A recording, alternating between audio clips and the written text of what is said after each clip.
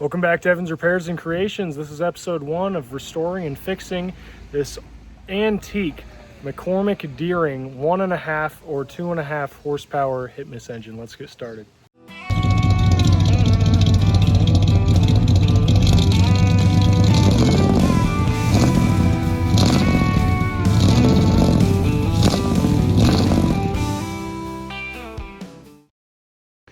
All right, here's the engine. This is a McCormick Deering International Harvester Type LA, made 1.5 to 2.5 horsepower, as you can see right there.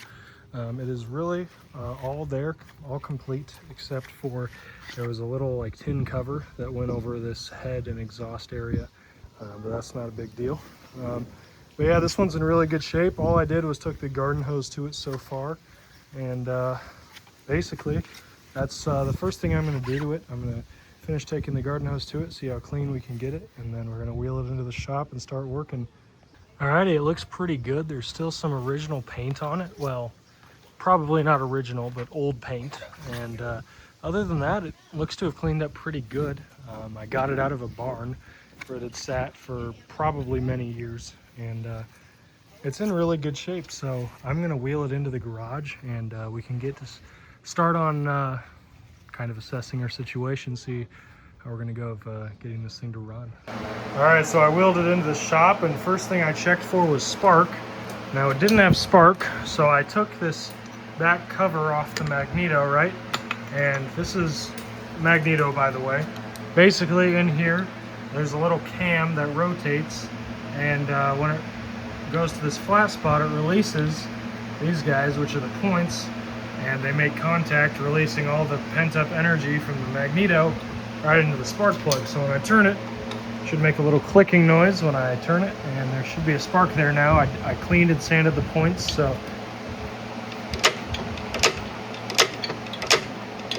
there you go.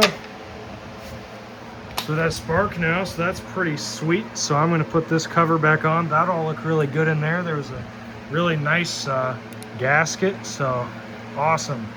I'm going to put it back together, and we'll start looking at the fuel tank, which is going to be a big issue, I think. So I checked the oil in it, and this is a sample of the oil that it looked like, if I can get it to focus, which is oddly clean. Like, that is very clean oil, so awesome. I love to see it.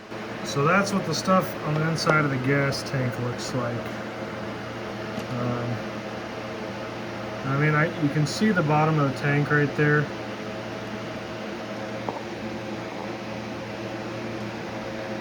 Very sedimenty, but I think we can save it. I'm looking for my handheld transfer pump right now. See if we can try to pump that crap out of there. So I removed the tank because, like you already saw, it's filled with basically sludge. And turns out that was a very good choice because the pickup tube looks like that. And that side is kind of a tube. But this side is no longer a tube. So we are going to have to figure out how to make this a tube again. And I'm going to have to empty and clean that out. We'll see how bad it is. If it's not terrible, I'll probably just end up using maybe some evapor-rust. We'll see. Oh well, this is the stuff that I dumped out of it. It smells horrible, but it actually does burn. I did a little test by outside. Anyways, I filled the empty tank up with nails for the most part. So basically, I'm gonna shake this to my heart's content until it breaks free. Hopefully, all of the chunky loose rust, and then we'll flush it with a garden hose. So I've got a bit of a collection of pump oilers here. I don't know why, I just always thought these are cool, but I'm going to select this one because it's probably the coolest. It's a rainbow, and I'm going to put some higher viscosity oil in it and maybe go oil a couple of the moving parts on this engine. So the fuel tank is still soaking, but off camera, I sprayed a little bit of starting fluid right into here where the fuel goes. Loosened this guy, so this is your jet, right? You'll be able to control the engine speed with that, allowing more or less fuel. but I opened this up a little bit, sprayed some starting fluid in there, and of course it was off camera, but this thing actually popped off, and it hit like 5 or 6 times. So I said, yeah, I'd better oil all of these moving parts. And they actually, International Harvester or McCormick Deering, however you want to say it, actually makes it really easy. So you can do these first. If I can get it primed up there. So get some oil on these guys. But they actually make it really easy by putting a little fill thing here. So I'll put that in there, fill that guy up. Some of the valve springs, you know, everywhere that has moving parts could use some oil. And I'll find more spots. I know there's one over here. I can't remember where it was, but yeah, I'll find some more spots. Alrighty, well, I got everything reinstalled. The tank's back in and somewhat clean. Unfortunately, there are baffles inside the tank with very small holes in them that basically only allow for liquid to pass through.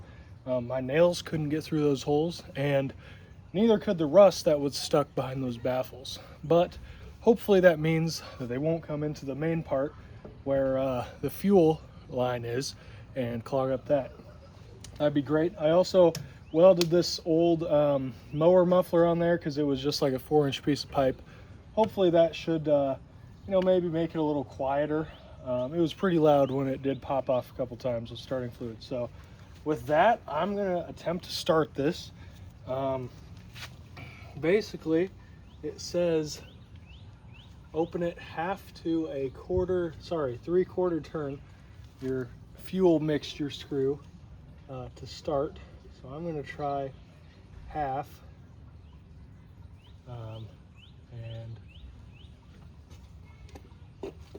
I don't know where to put this lever at. I don't know what's faster and what's slower. So I'm just gonna set it in the middle and see what happens.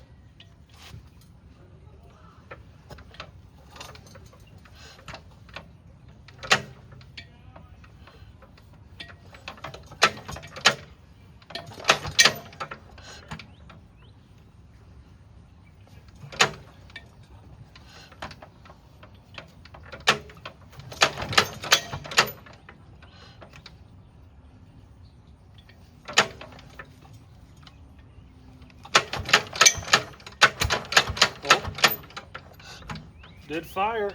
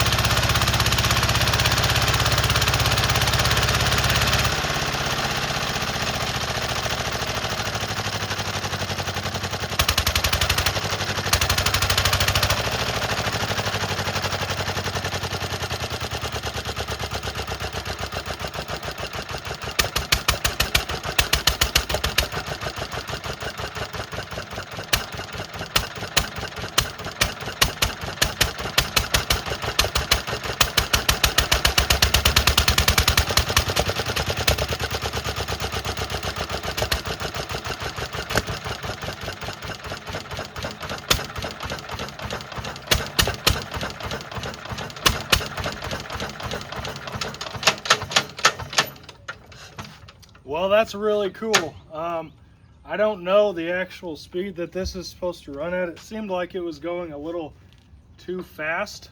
I don't know, I'm used to these running really slowly.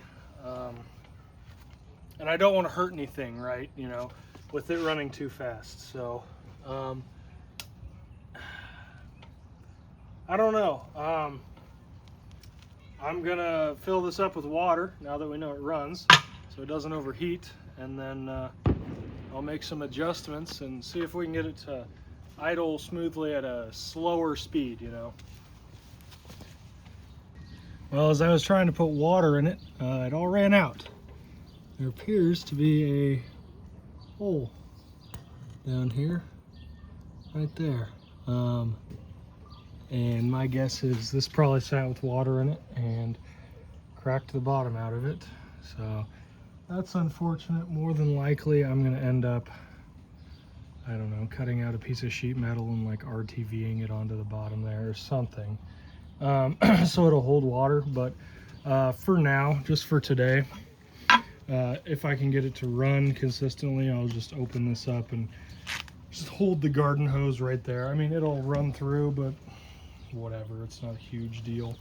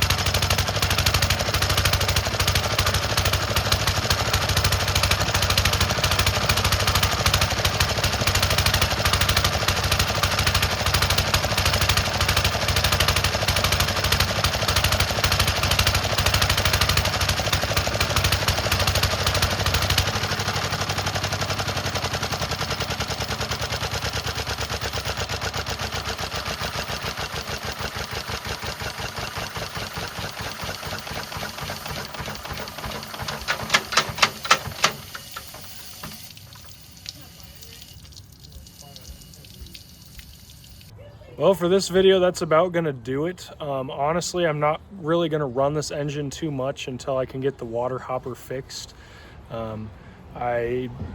Basically, it's unfortunate, really unfortunate that it's like that, and I should have checked, because basically there's a permanent fix, which is completely tearing the engine apart and re-welding a patch panel on there, or I can try to figure something else out, and we will see in the next video. In the next video, I'm going to clean it up some more, hopefully kind of refurbish this paint since it's fairly original, or maybe I will decide to repaint it, and I've already got a decal set picked out. We'll see. I just have to decide, and we'll get that water hopper fixed, and maybe some other things. Get it tuned, get it running nice and slow, so it sounds like an actual hit-miss engine, you know. But thanks for watching this video. It's kind of a short one, but yeah, I hope to catch you on the flip side. If you enjoy this content, go check out my other videos. And anyways, thanks for watching. Peace.